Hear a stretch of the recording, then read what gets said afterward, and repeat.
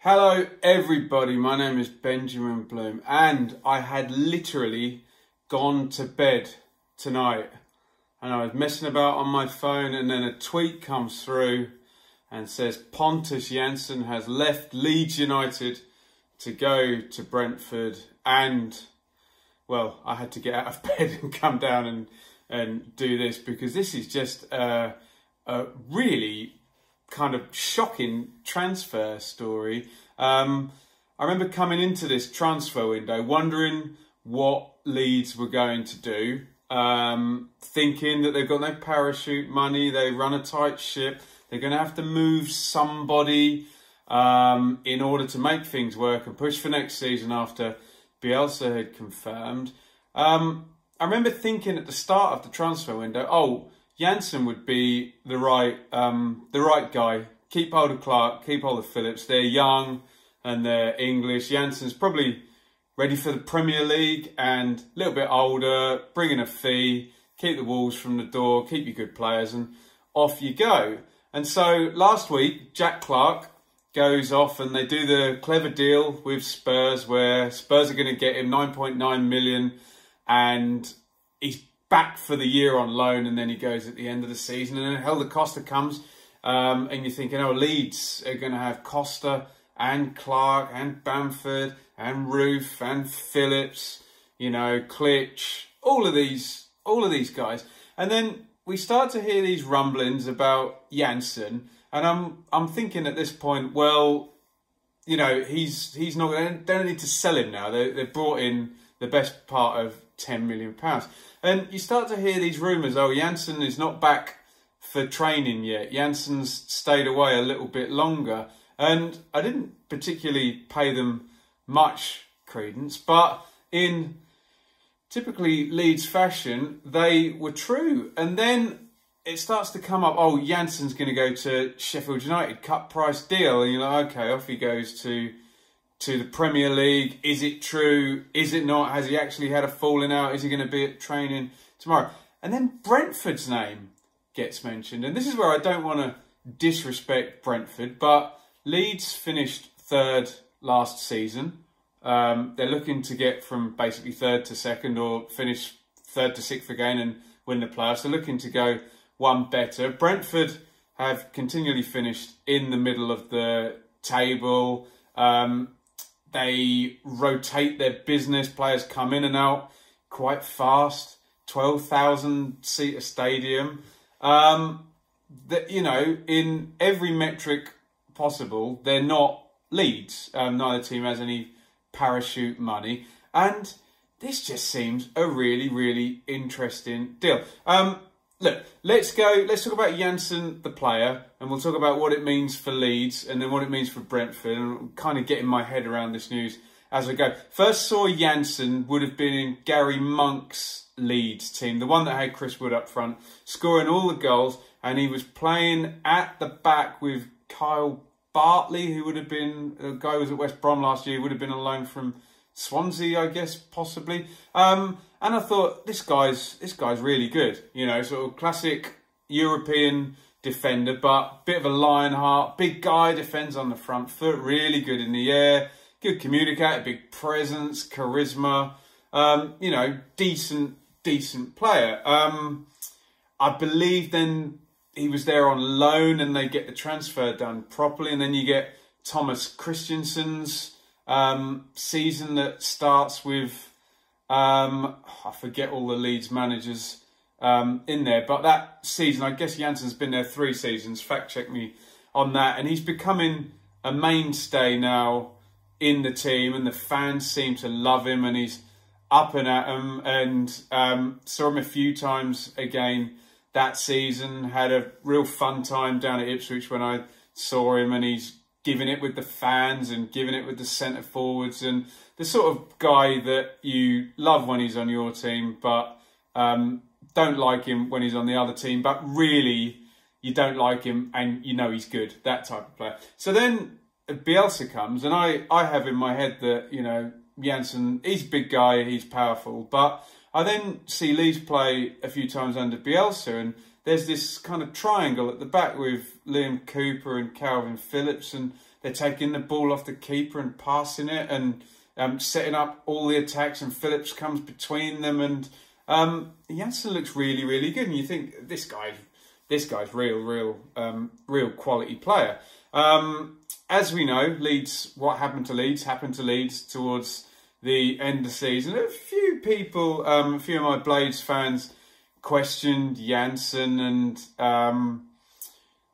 at the end of that game against Sheffield United, he ends up front, and again then in that weird game against Villa, where Bielsa allows Adoma to walk the ball in, Jansson still trying to tackle him. So some weirdness. We then get to the end of the season. I saw Leeds' last few matches, and he's not around at the end of the season. He doesn't play in the playoffs, and the season finishes. But you kind of think, proper centre-half, this guy's real one to keep. Kind of not the captain in name, but big presence on the pitch. And that's my recollection of Jansson, just really, really good Championship centre back. So for him to go to Brentford, there must have been, two things must be happening. One, there must have been a big falling out, and two, Brentford must be selling Mopai. I think those two things have to be true now. The first thing, the falling out, look, it's all hearsay, it's all conjecture. There's a couple of really good Leeds journalists, Baron Cross, Phil Hay, Adam, whose surname I forgot. I follow them all on Twitter. I'm sure they'll all come up with the answers in the next few weeks. So it seems that that has to have been true, and Bielsa has said, off you go. I would have thought that the Clark deal would keep the FFP Wolves from the door. So I think we're going to see Leeds signing a centre-back for a few quid as well. The guy has come in on loan from Brighton. I'm sorry, I forget his name. And Cooper is there. Obviously, Berardi is there as well and can play centre-back and can use his feet. A little bit of a hothead, Berardi, but then again, Jansson was a little bit of a hothead, wasn't he? So I don't know whether we'll see Bielsa act in the transfer market, but it does. I used to say last season about Leeds, they have a world-class manager, one superb player in Hernandez, and two really, really good players in Phillips and Jansson. And that was what Bielsa built everything else around. So they really have lost one of their top players, but with Bielsa, we know pattern of play and team ethic trumps absolutely everything. So be interested to hear from Leeds fans.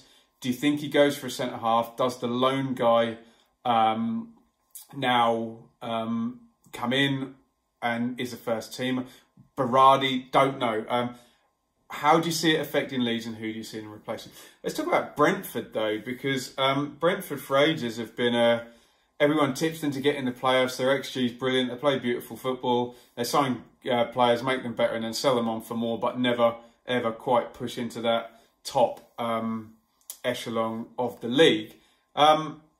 I cannot see Brentford spending 5.5 million. They've already spent a couple of million on a goalie, 3 million I think on Raya from Blackburn, centre half in as well, centre midfielder from Fiorentina.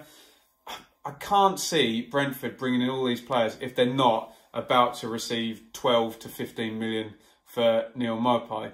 If they're not, then Brentford are really going for it, and this could be brilliant or it could be disastrous for them, because new stadium coming next season. They need to get this season right and get in there on the right footing. So I would think that a deal is going to be done for Mopai soon.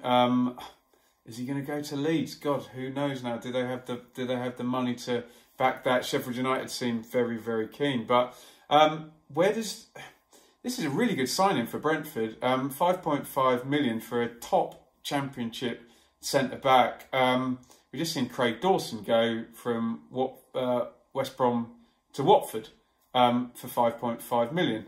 Surely Jansson's better than Dawson, isn't he? I don't know. Let me know in the comments. And Dawson's gone up into the Premier League for the same figure, and Jansson's gone down into kind of the middle of the table, really. So it's a bit of a flag in the sand for Brentford. They seem to have built a rather good team, but surely this is going to be financed by the selling of Mopai very, very soon. It's not the Brentford model to just chuck a load of money and not to be receiving it back. And, you know, Mepham's gone mid-season, and we thought there's a line of them, and it'll be either Benrahma or Mopai next. One of them will go in the summer, and then maybe one of them will go in January, and that will finance everything, keep everything rolling over, and their brilliant scouting will bring in somebody else. But I think it's a great signing for Brentford, and if there's Brentford fans watching, let me know, what does this mean for Brentford? Is this a step up and a big top 6 push, or are you just continuing the model and your star strikers going out the door later on in the week?